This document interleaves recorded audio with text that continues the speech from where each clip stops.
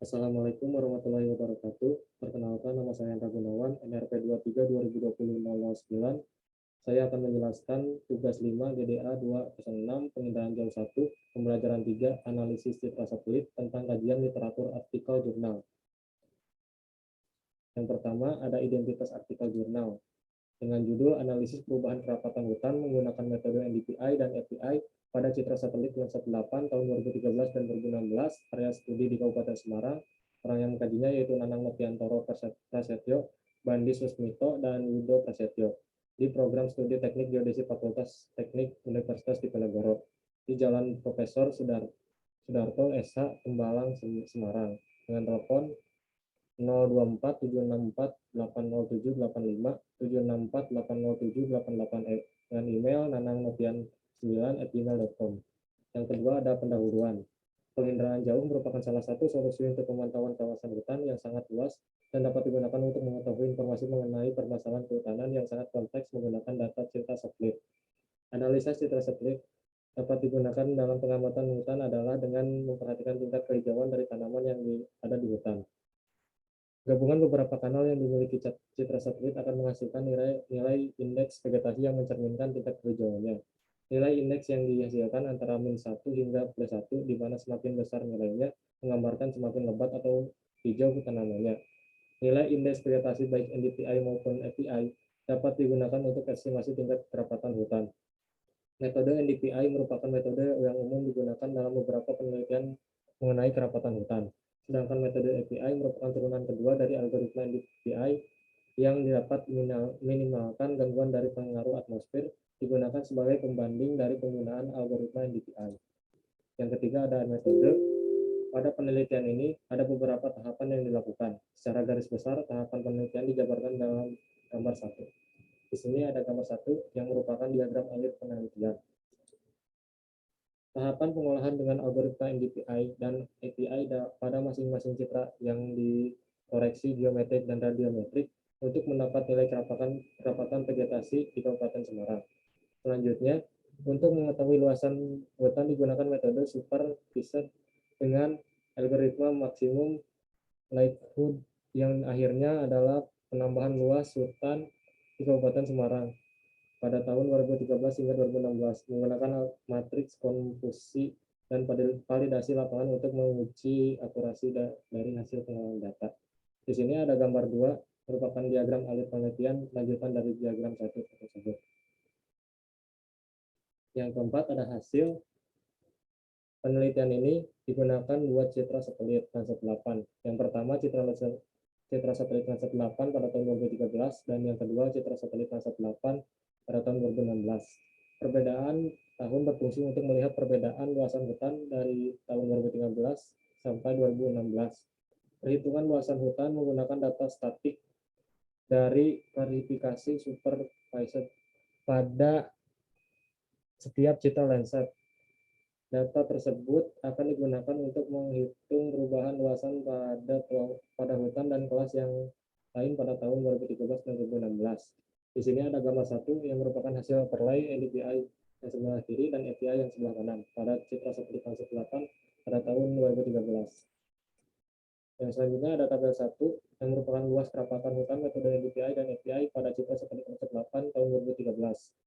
Selanjutnya ada gambar 2 nilai perbandingan luasan kerapatan hutan metode NDPI dan API pada citra satelit Landsat 8 tahun 2013. Yang selanjutnya ada gambar 3 yaitu hasil overlay NDPI yang sebelah kiri dan API yang sebelah kanan pada citra satelit Landsat 8 pada tahun 2016. Yang selanjutnya ada tabel 2 yaitu luasan kerapatan hutan metode NDPI dan API pada citra satelit Landsat 8 pada tahun 2016. Yang terakhir ada gambar 4 yaitu grafik perbandingan luasan kerapatan hutan metode NDPI dan API pada citra satelit Landsat 8 tahun 2016. Yang kelima ada analisis.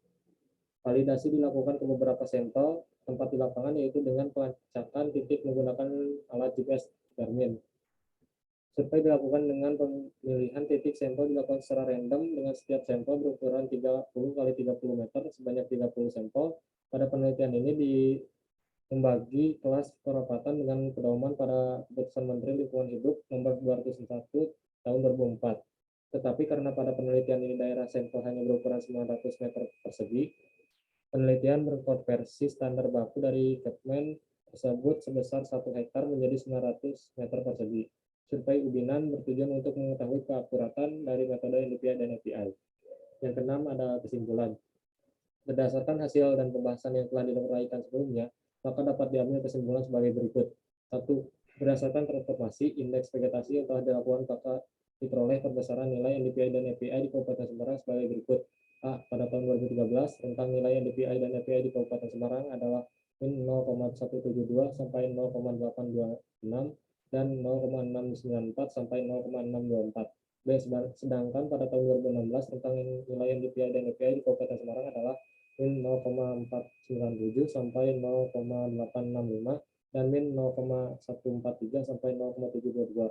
Yang kedua, berdasarkan hasil dari klasifikasi terbimbing, didapat luasan hutan di Kabupaten Semarang sebesar 27.556.100 hektar di tahun 2013 dan mengalami kenaikan sebesar 26.720.300 hektar di tahun 2016. Dari hasil klarifikasi terbimbing tersebut, dioverlay dengan hasil NDVI dan API, kemudian didapat hasil overlay untuk rectifikasi agar mendapat luas kerapatan hutan.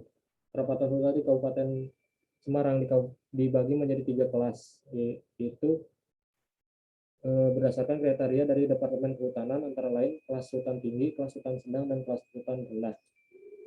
Adapun rincian untuk masing-masing luas kerapatan hutan sebagai berikut. A. Tahun 2013 dengan metode NDVI, kerapatan hutan tinggi seluas 25.418,4 hektar, kerapatan hutan sedang seluas 136,72 hektar, dan kerapatan hutan rendah seluas 22,95 hektar. B. Tahun 2013 dengan metode API, kerapatan hutan tinggi seluas 15.149,3 hektar, kerapatan hutan sedang seluas 9.494,19 hektar, dan kerapatan hutan rendah seluas 899,28 hektar. C.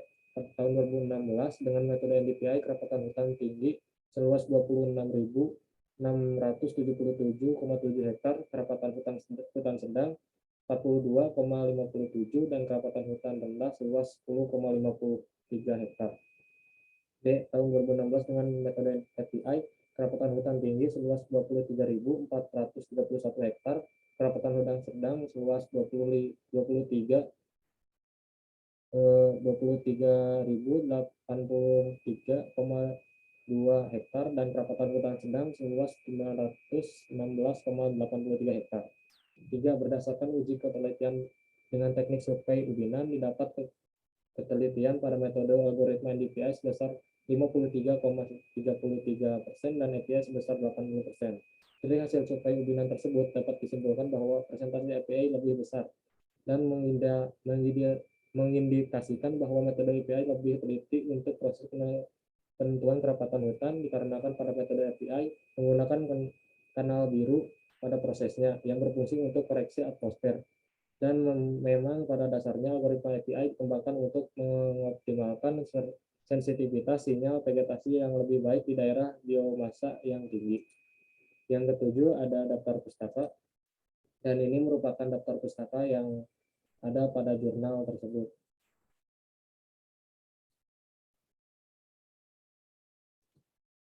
Sekian dari saya. Mohon maaf apabila ada kesalahan. Assalamualaikum warahmatullahi wabarakatuh.